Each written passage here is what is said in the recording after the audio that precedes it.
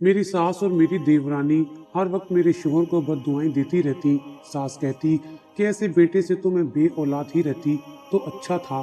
देवरानी कहती तुम्हारा शोहर बड़ा मनहूस आदमी है, देखो तुम पर कितना जुल्म करता है, जबकि ये सब झूठ था।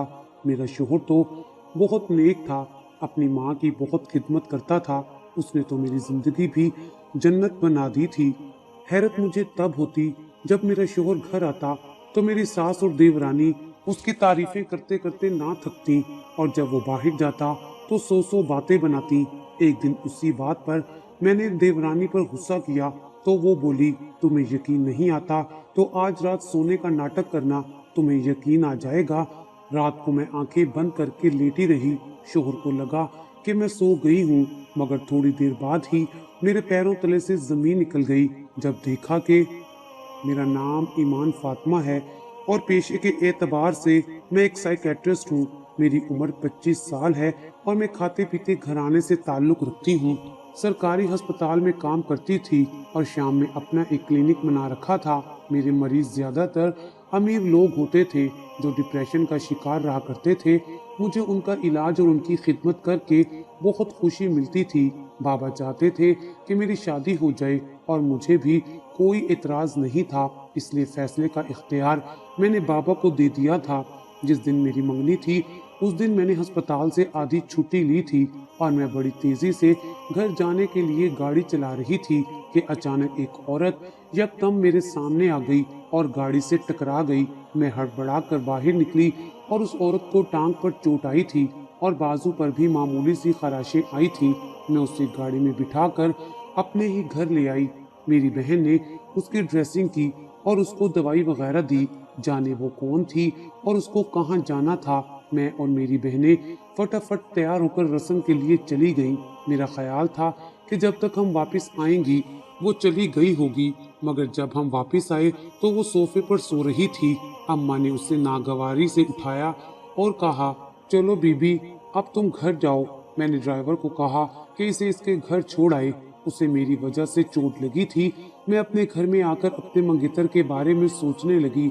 मैं उसे ज्यादा नहीं जानती थी, बाबा के कोई दोस्त की फैमिली से था और देखने में वो एक शरीफ आदमी नजर आता था, इसलिए मुझे अम्मी और बाबा की पसंद पर राजी होना पड़ा। मेरी शादी 2 माह बाद तय पाई थी।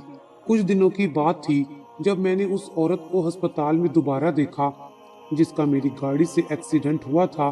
वो वहाँ दवाई लेने आई हुई थी। मैंने उसे अपने पास बुलाकर उसका हाल चाल पूछा और खुद से दवाई लेकर दी और फिर वो चली गई। दिन यूं ही गुजरते गए और फिर मेरी शादी का दिन आन पहुंचा था। मैं रुखसत होकर अपने ससुराल में आ गई थी। हैरत का झटका मुझे तब लगा जब मैंने सामने रस्म करते हुए एक लड़की को देखा और उसे देखकर मैं इंतहाई हैरान रह गई, क्योंकि वो वही लड़की सफिया थी जिसका मेरी गाड़ी से एक्सीडेंट हुआ था। मैंने उसे इशारे से पूछा तुम यहाँ? कहने लगी मैं खुद आपको देखकर हैरान हो रही हूँ, आप इस घर की नई बहू हैं और मैं आपकी देवरानी हूँ। मैं तो सुनकर दंग रह गई, क्योंकि मेरी देवरानी तो कोई और लड़की थी जो मेरे देवर के साथ साथ घूम रही थी। इससे पहले कि मैं उसे अपनी उलझन का हल मांगती, उस वक्त मेरी सास ने आगे बढ़कर मुझे कहा बातें तो होती रहेंगी, अभी रस्म कर लेते हैं। फिर मुझे बाकी लड़कियां अंदर कमरे में ले गई। उस कमरे में जो हो रहा था वो मेरे लिए बहुत हैरान कुन था।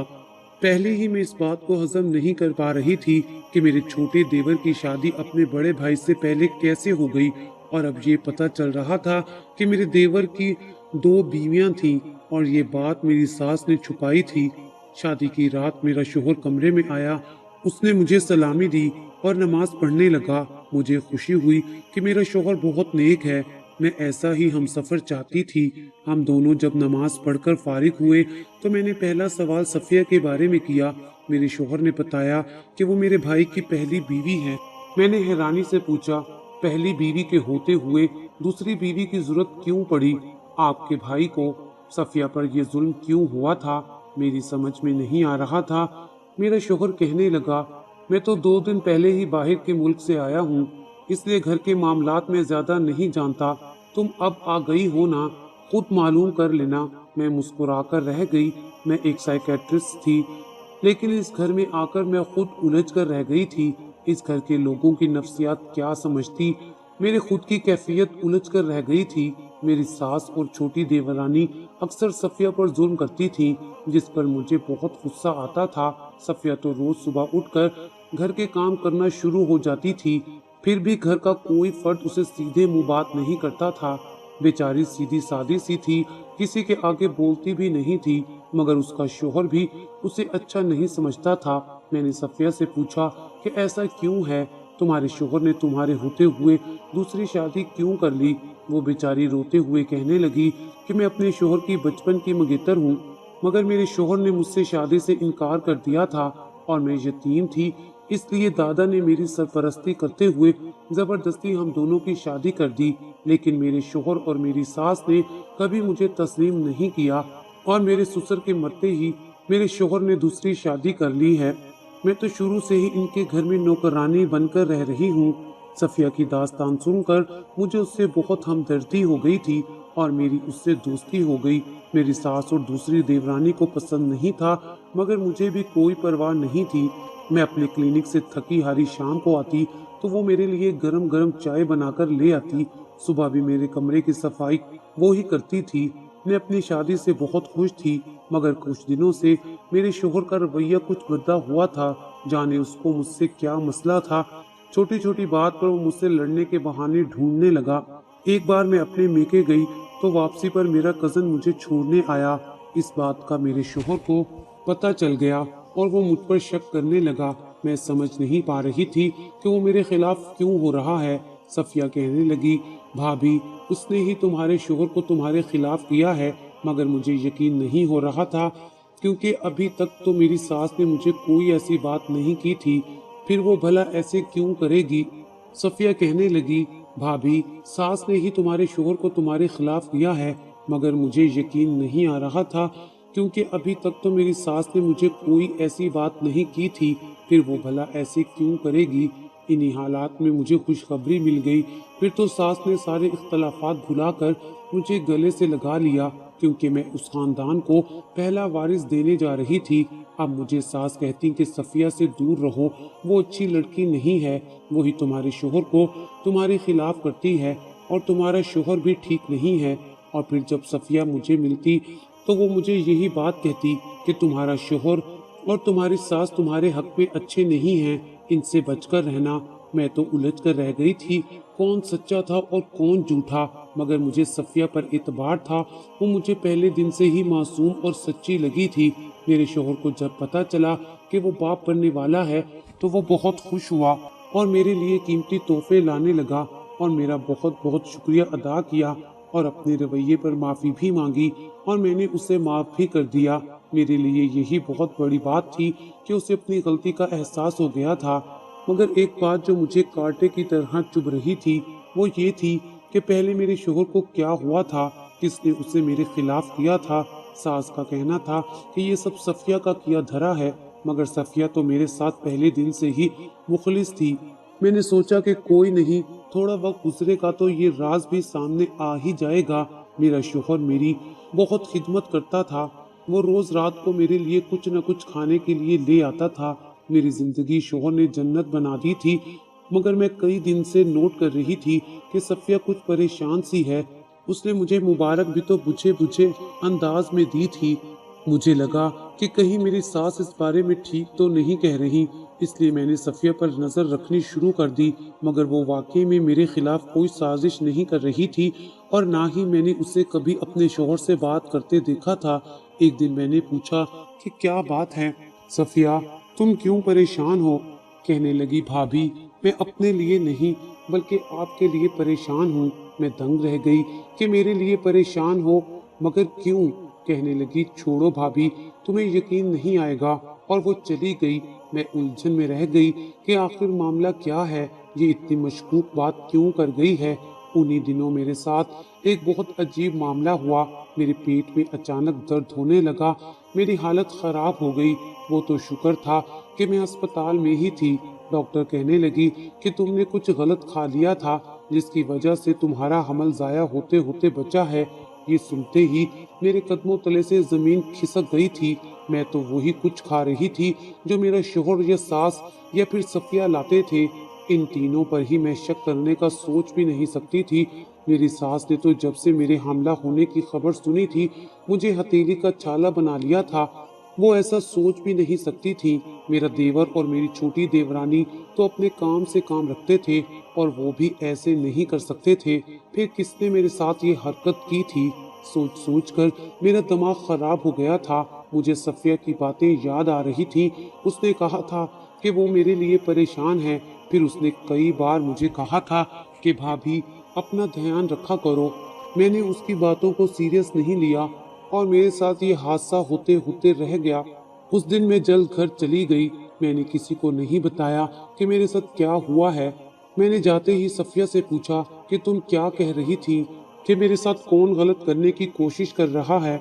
मेरा ख्याल था कि वो मेरी सास पर इल्जाम लगाएगी कि उसने ये सब करने की कोशिश की है, या फिर अपनी सोतन और दूसरी देवरानी का नाम लेगी।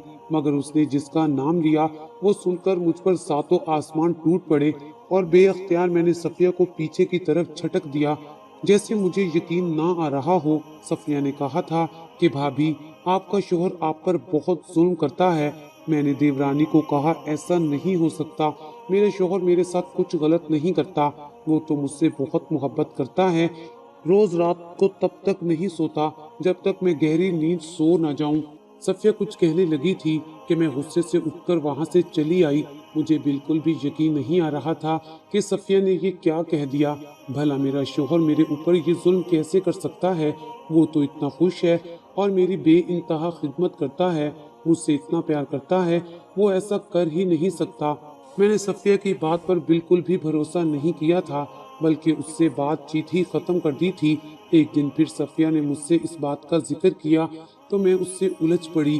तब वो कहने लगी, भाभी तुम्हें मेरी बात पर यकीन नहीं, मगर सच यही है कि तुम्हारा शोहर ही है जो तुम पर जुल्म करता है।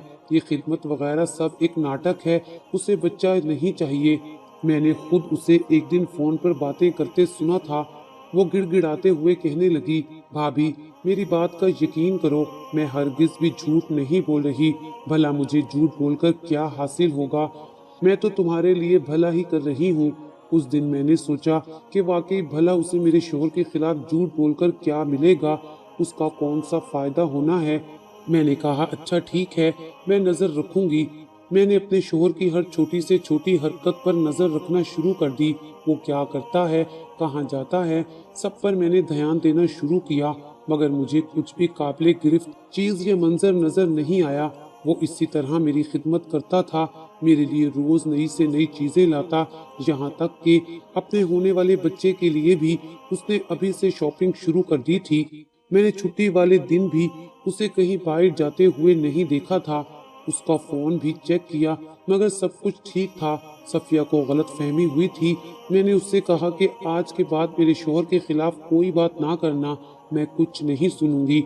मैंने बहुत सख्ती से बात की तो वो रोने लगी, कहने लगी, भाभी तुम इस घर में आने से पहले मुझे जानती हो, मेरी फितरत से आगाह हो। मैंने कभी अपने शोहर और सोतन के खिलाफ कुछ नहीं बताया। सोचो जरा, मैं तुम्हारे शोहर के खिलाफ अपनी तरफ से बातें क्यों करूंगी? मैं सच कह रही हूँ, वो तुम्हें धोखा दे रहा है। तुम्हें मेरी बात का यकीन नहीं तो ऐसा करना कि आज रात सोने का नाटक करना, तुम्हें अपने शोहर की सारी सच्चाई पता चल जाएगी। मैं राजी हो गई और कहा ठीक है, तुम्हारे कहने पर ये भी कर लेती हूँ। रात को शोहर के आने से पहले ही मैं नाटक करके सो गई। उसने रोज की तरह सर दबाया और मैंने आंखें बंद कर ली ताकि उसे लगे मैं गहरी नींद सो गई हूँ। मगर आज मुझे नींद नहीं आ रही थी, मैं जाग रही थी ताकि शोहर का राज मालूम कर सकूं। कुछ ही देर गुजरी कि अचानक मेरी तो जान निकल गई जब अपने शोहर को एक इंजेक्शन तैयार करते देखा।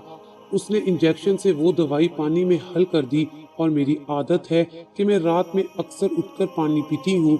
उसने उसी पानी में दवा मिला दी थी और सोने के लिए लेट गया। मैं जाग ही रही थी और फिर अचानक फोन की घंटी बजी। उसने कॉल उठाई और किसी को कहा, हाँ मुझे याद है, सुबह 10 बजे मैं पहुंच जाऊंगा। मैंने अपने शोहर के सोने का इंतजार किया और जब मुझे यकीन हो गया कि वो सो चुका है तो मैं जल्दी से उठी और वास्केट से उसके इंजेक्शन की डब्बी को निकाल कर उसका नाम पढ़ा और मेरी आंखों के आगे अंधेरा छा गया। यानी सफिया बिल्कुल सच कह रही थी, मेरा शौहर मुझे धोखा दे रहा था। वो ऐसी दवा थी जिसके मुसलसल इस्तेमाल से मैं अपने बच्चे से महरूम हो जाती। एक बाप ऐसे कैसे कर सकता है? वो इतना जालिम कैसे हो सकता है? मुझे यकीन होने लगा कि वो रोज मेरे सोने के बाद यही इंजेक्शन देता होगा। बाकी की सारी रात मेरी यही सोचते हुए गुजरी कि वो ऐसा क्यों कर रहा है।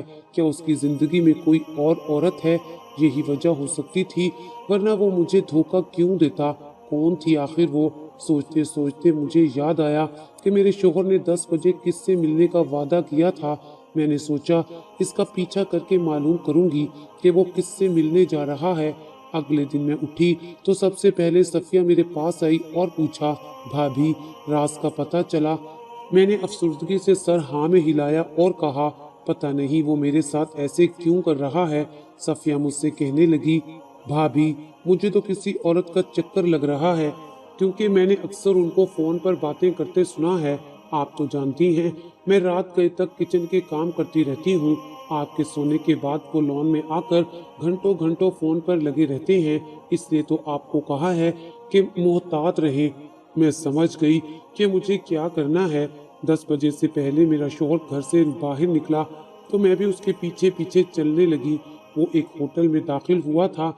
जिस मेज की तरफ वो गया था वहाँ पहले ही से एक लड़की बैठी हुई थी जिसने मेरे शौहर को देखकर हाथ मिलाया था। ये सब देखकर मैं बुरी तरह टूट गई कि मेरा शौहर एक धोखेबाज शख्स है। मैं उन दोनों के सर पर पहुंची तो मुझे देखकर दोनों के रंग फक हो गए। मेरा शौहर इंतहाई हैरान होकर कहने लगा, तुम यहाँ क्यों आई?